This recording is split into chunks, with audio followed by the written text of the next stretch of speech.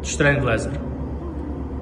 Në dialogun në të cilën pati Musa a.s. me Zotin e tij, Musa a.s.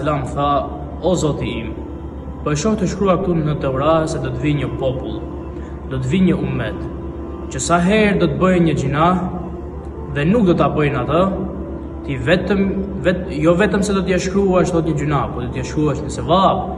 Të lutem, thotë Allah, bëja që ky popull të jetë ummeti im." Thotë: "Jo Musa, ky është ummeti Muhamedit sallallahu alaihi wasallam." "O Zot, po unë përsëri e shoh të shkruar këtu në Teurat se do të vijë një popull, do të vijë një ummet, që sa herë kafshata e bukës t'u ngelet në fyt, ti për hir të asaj vështirësie të vogël do t'ua falësh të gjitha gjunahet. Të lutem o Zot, thotë, bëja që ky popull të jetë ummeti im." Thotë: "Jo Musa, ky është ummeti Muhamedit sallallahu alaihi wasallam."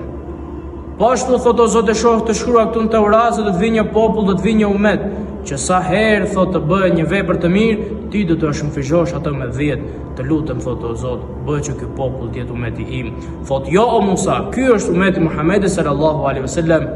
Edhe pas gjithë atyre përpjekjeve që dha Musa ndaj Zotit të tij, përgjigjja e Zotit ishte vetëm: "Jo o Musa, ky është ummeti Muhamedit sallallahu alaihi wasallam."